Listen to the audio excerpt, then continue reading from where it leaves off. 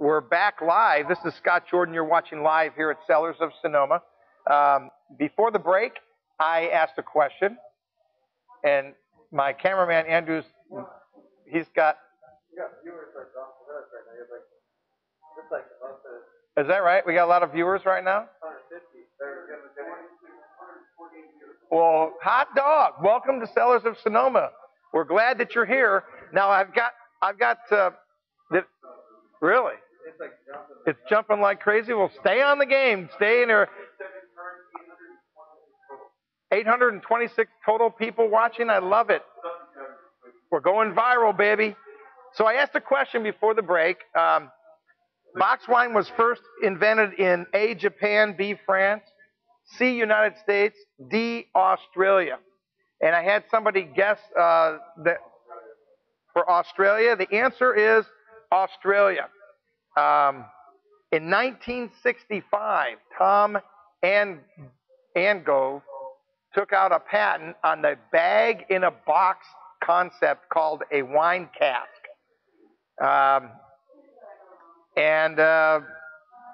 It's real popular in Australia. Over 50% of wine consumed there is from a box, if you can imagine that.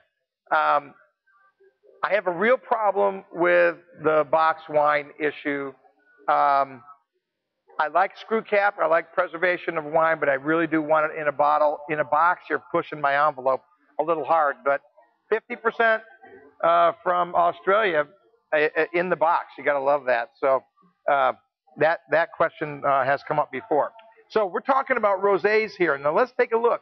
This first rosé here, this is a blend of Syrah, Zin, Merlot. The second one is a 2010, just released today, of Pinot Noir. And then the third one is from Pinot Noir with a little Viognier. Okay? So think about this for a minute. Look at the difference in color between these two wines. Andrew, get a good tight shot on that. They're both from Pinot Noir.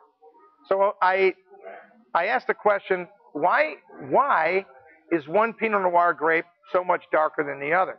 And the answer is really simple. When you're making rosé, you literally pull the skins off of the juice once you obtain the color and tannin that you want in the wine.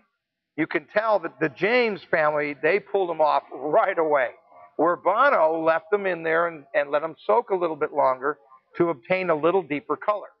So let's see what kind of nose we get. We have a response?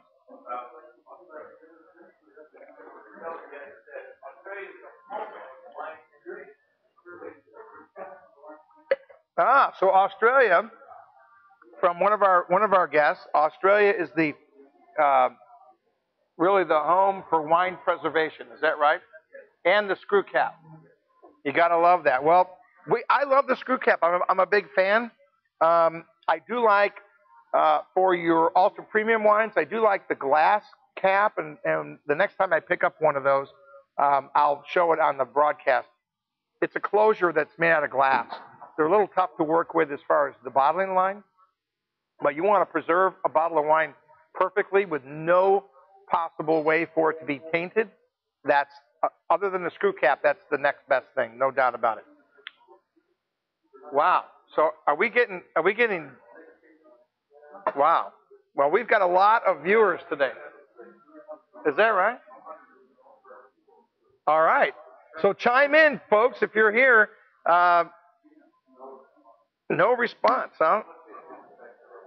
Well, maybe so. Those of you that are watching the broadcast, if you're watching directly from Ustream, go to our website at www.cellarsofsonoma.com, cellarsofsonoma.com, click on live broadcast, and you'll be able to work with our chat room and ask questions. We'd love to hear from you. Now, the fourth rosé here is a blend of Pinot and Chardonnay. This comes from Amorosa Bella. And take a look at that beauty right there. There's nothing better than some bubbles, and she does a magnificent job with this wine. We are absolutely thrilled to have Amorosa Bella as our partner here with her amazing wines. But again, another contrast here. Now this has a little Chardonnay in it, so it's a little different than the others. But take a look at the colors here. Look at this. Okay, this is a color more in line with what you saw at James. But remember, part of this wine, this sparkling wine, is Chardonnay. So you're not extracting any color from there. The only color you're getting there is from the Pinot. But again, wine styles change, and in this example, they clearly change into a beautiful sparkling wine. Retail price on this is $32.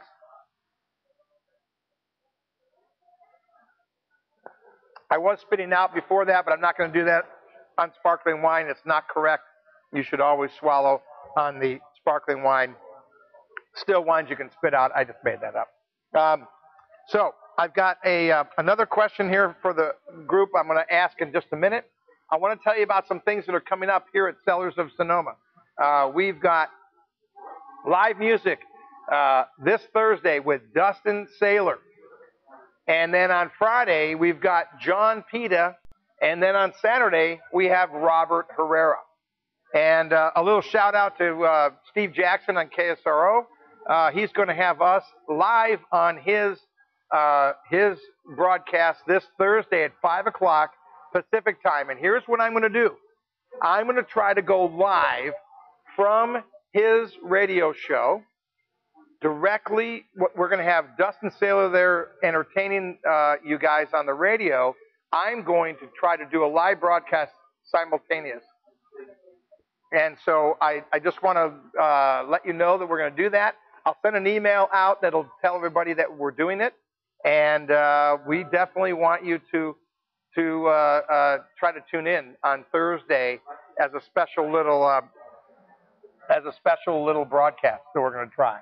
So we've got 4 really nice rosés.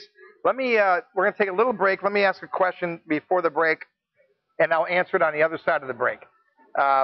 Question is this: if you bought a California wine with say a 2003 vintage, what percentage of the grapes must have been harvested in that year? Does it A, is it 51%, B, 68%, C, 95%, or D, 100%? If it says 2003 or whatever the vintage year on the label, how much of that fruit has to be from that vintage year? The answers are A, 51, B, 68, C, 95, or D, 100. We'll be right back.